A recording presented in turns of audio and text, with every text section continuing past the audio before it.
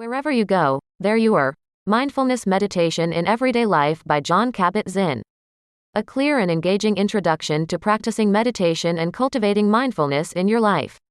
You will learn about what meditation and mindfulness are, why they matter, how to introduce them to your daily activities and way of operating. If you're interested in living a life with more clarity, presence, awareness, and acceptance, this book will help you get there. Key takeaways. What is meditation? Meditation is simply about being yourself and knowing something about who that is. It is about coming to realize that you are on a path whether you like it or not, namely, the path that is your life. Meditation may help us see that this path we call our life has direction, that it is always unfolding, moment by moment, and that what happens now, in this moment, influences what happens next. We are all on a journey called life. The journey may be and look different for all of us, but in the process of letting it unfold, we can all become better attuned to our path and its infinite complexities. Meditation is a practice that can help us do this. Not only does it have the capacity to make us fully aware of the path that we are on, but it can give us the clarity and wisdom to know that any changes we hope to introduce to that path begin with what we do in the present moment. Meditation is neither shutting things out nor off. It is seeing things clearly, and deliberately positioning yourself differently in relationship to them. Meditation is not about trying to become a nobody, or a contemplative zombie, incapable of living in the real world and facing real problems. It's about seeing things as they are, without the distortions of our own thought processes. In the process of practicing meditation, we begin to observe and see life more clearly. We see thoughts for what they are, thoughts. We see experiences for what they are, experiences. When we begin to see clearly, we become more conscious of the difference between what happens in our lives and the stories we tell ourselves about those happenings. What is mindfulness? Mindfulness means paying attention in a particular way, on purpose, in the present moment, and non-judgmentally. This kind of attention nurtures greater awareness, clarity, and acceptance of present moment reality. There is often confusion about the relationship between meditation and mindfulness. Simply put, meditation is a practice that can help us cultivate mindfulness. Mindfulness is non-judgmental awareness of the present moment that breeds greater awareness, clarity, and acceptance. What is the benefit of mindfulness? When we commit ourselves to paying attention in an open way, without falling prey to our own likes and dislikes, opinions and prejudices, projections and expectations, new possibilities open up and we have a chance to free ourselves from the straitjacket of unconsciousness. Mindfulness allows us to be fully aware of our present thoughts, experiences, and behaviors without being tied to the story that we tell ourselves about them.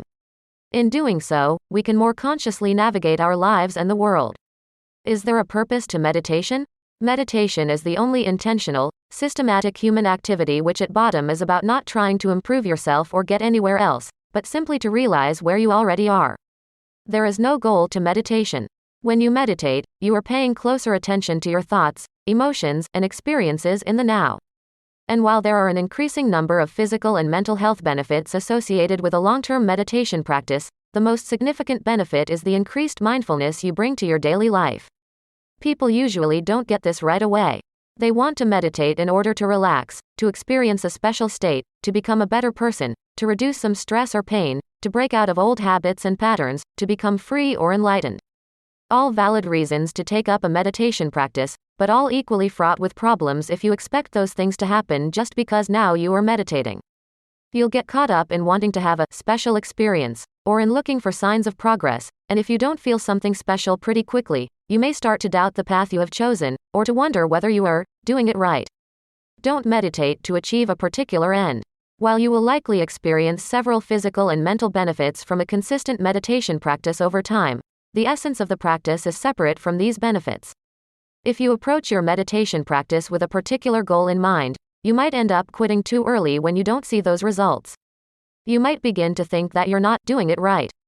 But there are goals or ways of doing it right. Instead, begin a regular meditation practice with an open mind. Be consistent, even when it's difficult to do so, and see where the journey takes you. Meditation and being where you are. But meditation is not about feeling a certain way. It's about feeling the way you feel.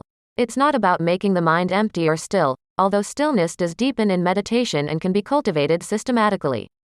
Above all, meditation is about letting the mind be as it is and knowing something about how it is in this moment.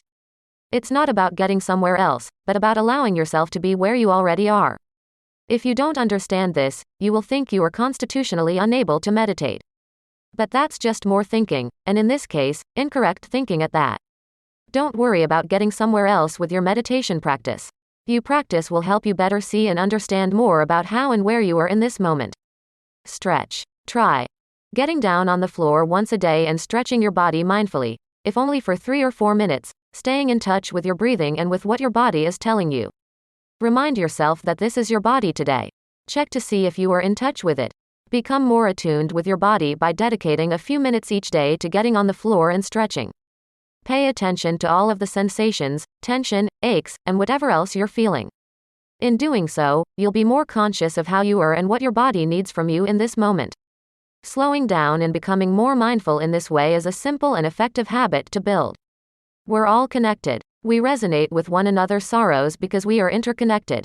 Being whole and simultaneously part of a larger whole, we can change the world simply by changing ourselves. On some level, we all know that we're connected to a greater system that we'll never understand. But knowing that we are connected to the system can help us realize that by changing ourselves, we can transform our impact on others and the world. By operating with more compassion, integrity, and wisdom, we can spread these qualities to the world. Loving kindness. May I be free from ignorance. May I be free from greed and hatred. May I not suffer. May I be happy. During a loving kindness meditation, you can gently ask to be free from ignorance, greed, hatred, and suffering. Asking is a form of compassion toward yourself, which is something far too many of us don't have in our lives. You can direct loving kindness toward your parents whether they are alive or dead, wishing them well, wishing that they may not feel isolated or in pain, honoring them. If you feel capable of it and it feels healthy to you, and liberating, finding a place in your own heart to forgive them for their limitations, for their fears, and for any wrong actions and suffering they may have caused, remembering Yeats's line, "Why, what could she have done, being what she is?" In addition to giving ourselves loving kindness, we can direct that loving kindness outward as well, to our parents, friends, neighbors, strangers, or the entire world. In doing so, we can wish well upon others and find ways to forgive them for their limitations, fears, and wrong actions. This level of empathy and compassion is rare, but invaluable. Be yourself. Insist on yourself. Never imitate. Your own gift you can present every moment with the cumulative force of a whole life's cultivation, but of the adopted talent of another you have only an extemporaneous half possession. Do that which is assigned to you, and you cannot hope too much or dare too much. Ralph Waldo Emerson. If you're willing to embrace them, you have unique gifts that you can bring to this world.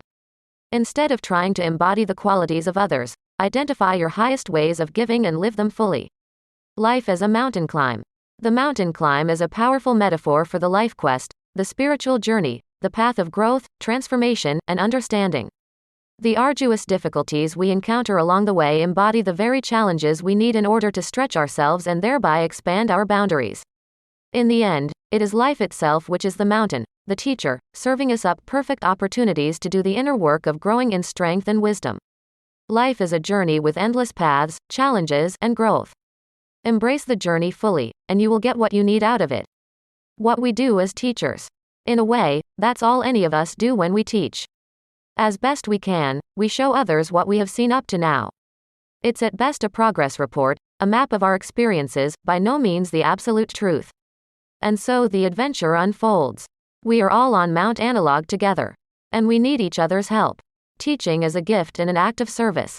We are all interconnected and need each other's help.